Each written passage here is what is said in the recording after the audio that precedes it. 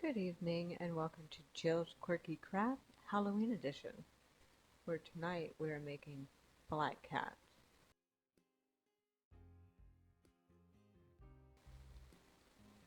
So the lumber that we're using to make the black cat is just regular pine, nothing pressure treated. Pressure treated wood has like a green tint to it, and you don't ever want to use that for any of your projects that are kept indoors.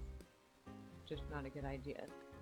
So the saw that we're using is a DeWalt miter saw with an 8-inch blade with an arm extension. We are not affiliated with DeWalt, nor are we sponsored. I'm just letting you know what kind of equipment that we're using to make the cats.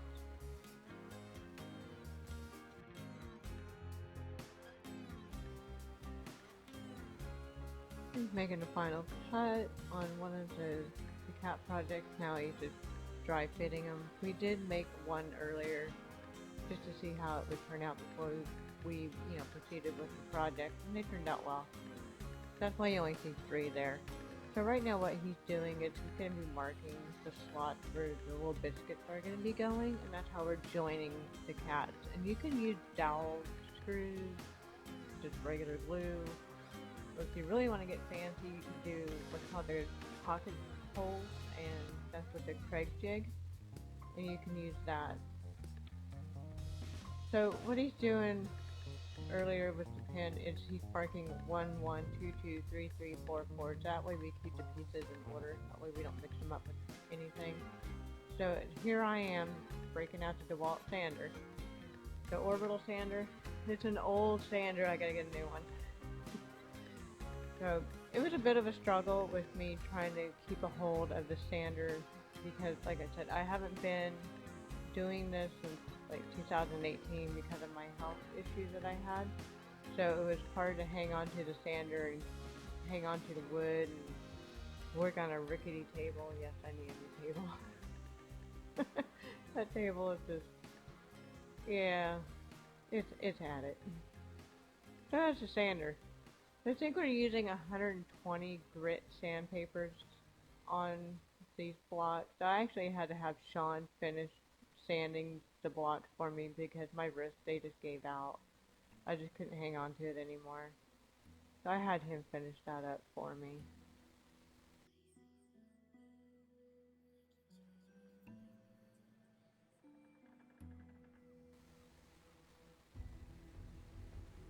Here's where we're adding the biscuits. The biscuits that we're using are DeWalt brand. Again, we're not affiliated. And Gorilla Glue. The size biscuits that we're using is 10, I believe. So there's the slots, and he's going to show on each slot. That's where they're going to line up. Always dry fit your pieces before you start proceeding with gluing, because that's the last thing you need to do is get them mixed up and glue the wrong pieces to each other. So that's why he does the dry fit every single time. So we get the cats to cooperate, a little coercion with the mallet, and squeeze them together.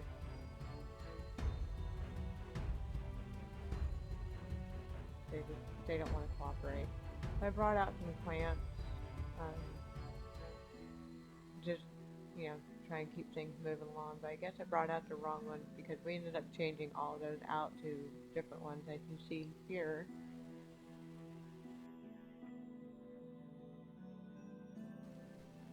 The cats really didn't want to cooperate being clamped down. As you can see, pushing down on him and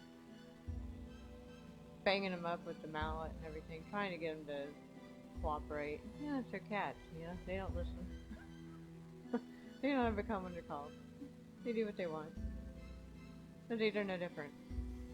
So we let the glue dry for 24 hours. We come back the next day and we hit him again with the sander. That's what he's doing. He's unclamping them and he's knocking off all the glue that might have squeezed out from the joints. So just to clean that up. That way when I go to paint, you don't see, globs everywhere.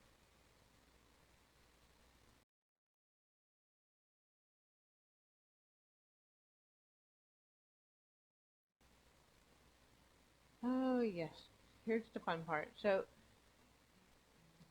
depending on if you like painting or not, I don't mind it. The brand that we're using is Valspar, and I usually get the little color samples, and they only come in a satin kind of sheen. They don't come in eggshell or gloss or anything. It's just a satin. So these are perfect little containers just because if you get a really big quart size and you don't use that color very often, they will separate. I had a whole bunch of them at one point and I just didn't use the color and I tried mixing them up because it was all separated and they were not gonna mix. So I had to throw all those out and just rebuy all my different colors. Another good idea if you want to make these like different colors instead of black, which is the beauty of DIY projects to begin with, always look at the mist tints. They have some fabulous color choices there. And you can't find it anywhere else because, you know, they screwed up the color and they sell it for a discount price and you can get these little samples for $1.25 instead of $5 like I paid for this one. So it's great just to always check, you know, that little area out if you want something a little bit unique. So just, I'm really picky on my painting. That's why you're gonna see me go over these pieces a lot. I'm just adding a really thin layer of black paint because I want the grain to show through and I also want some of the wood color to show through too, so I'm almost treating it more as a stain than a paint. So I'm just checking the edges and making sure they're all clean, there's no runs, there's no hard edges, you know, there's no bare spots, no dry spots, no rough spots, you know, there's no problems with the finish that I'm putting on here. So you'll see me go over and over and over again. And because the layers are so thin, I can go through all of them and not have an issue. So here I'm drawing the faces of the cat. I'm using the printout of the guideline to make sure that I keep everything kind of in proportion. I don't want a whacked out looking cat.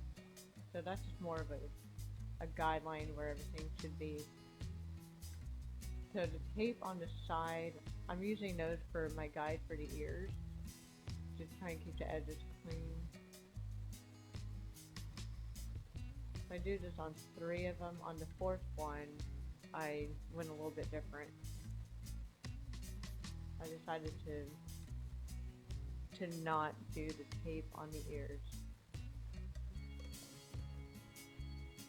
But I love this little project because you can do these with, you know, any color. You can have a pink cat with yellow polka dots, and you have a Cheshire cat if you want to do a theme with Alice in Wonderland. I mean, you can do anything with these. So it's just a great DIY product, or, you know, project to do with kids, teenagers, you know, everybody. So if you have a whole bunch of scrap wood, don't know what to do with it, turn them into cats for Halloween or something. You know, it's a great way to bond with the family. So here's the last cat that I'm doing. Like I said, I went ahead and freestyled the ears just to see if I can paint them halfway decent. So you'll see me tape them up and then change my mind in the middle of it. That's what's happening there.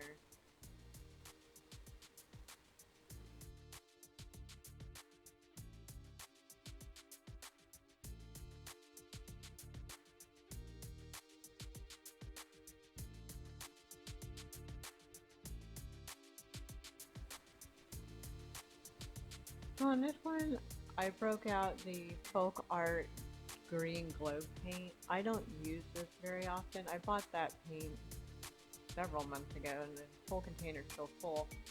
Tells you how often I used it, maybe like 3 times. So I decided to try and use this on the eyes. Now you're going to have to glob on a lot to get the coverage because it is thin.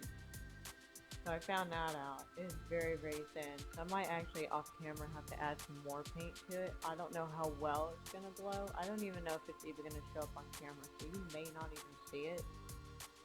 But yeah, I mean, you really have to glob that on. I went over and over and over and over and over again. And we'll see. But even if it doesn't glow, or if it doesn't glow that well, at least you got really pretty green eyes out of it, so that's a win. I like green.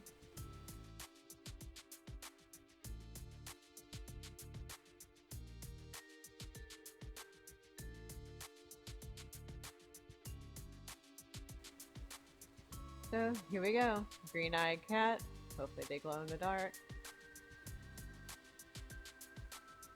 Kitty number 2.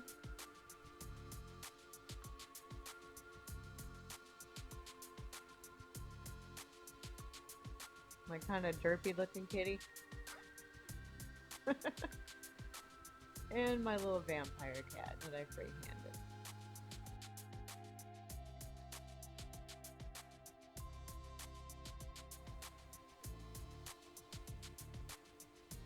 And here you go. Our Halloween decorations, all made from scrap wood.